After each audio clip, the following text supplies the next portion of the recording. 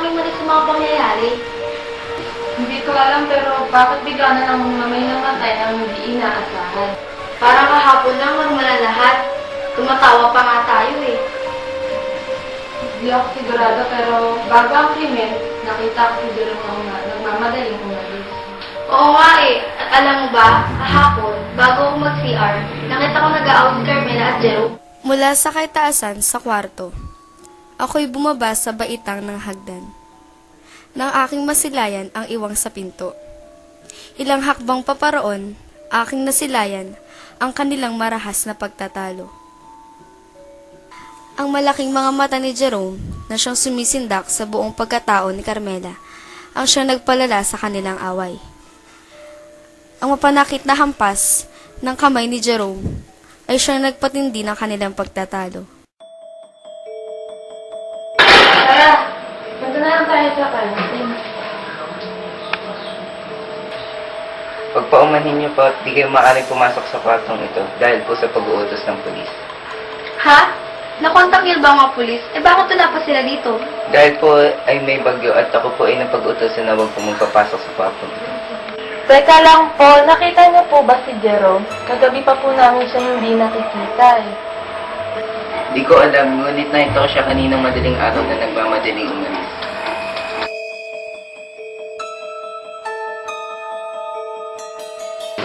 Tingin mo ba murder case to? May posibilidad na oo. Kung gayon, si Jerome lang ang pwede maging suspect dahil siya lang ang wala dito at ayaw niya sa butler. Nakita siya nito magmamadali. Ha? Ano bang ibig mong sabihin? Kasi, nung binala ko po sa si Carmela, mainit pa yung katawan niya. Anong oras mo ba talaga nakita si Jerome? Nakita ko nga siya noong madaling araw ng alauna na nagmamadaling umalis. Pero bakit ganun? Kung alauna ng madaling araw mo nakita si Jerome, hindi dapat yung din ang oras ng kamatayan ni Carmela. Pero bakit naman na umagahan na hinawakan ko yung katawan niya, mainit pa to? Sa madaling salita, noong alauna ng madaling araw ng pag-alis ni Jerome, hindi yun yung time ng pagkamatay ni Carmela. Aha! Alam ko na! Alam ko na yung istorya! Ano yun?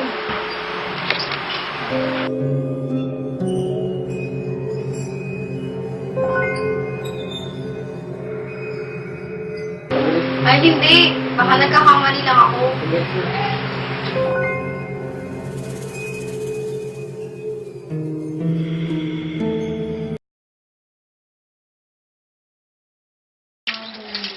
Jean, Bakit?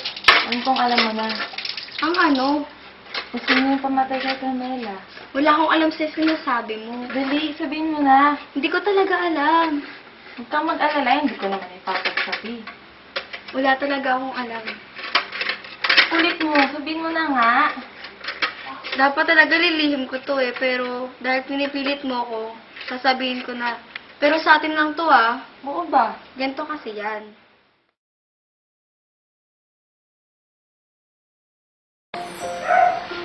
Jan! Oo. Halika. Yo. Shop tayo.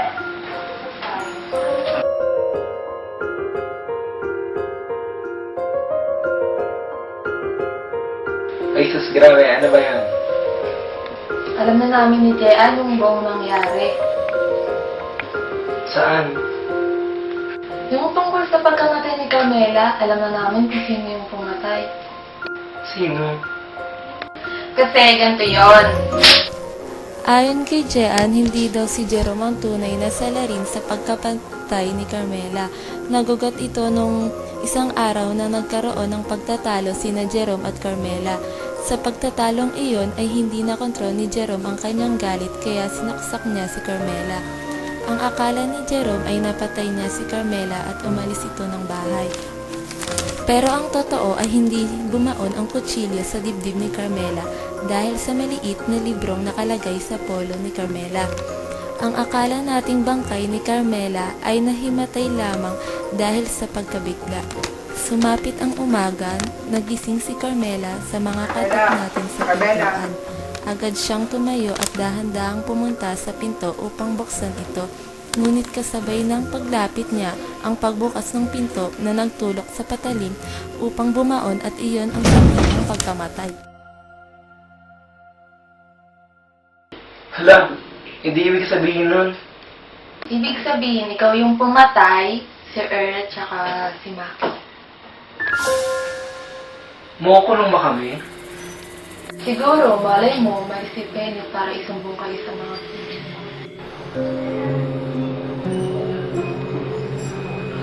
Uy, wait lang ah. May asikasuhin na ka.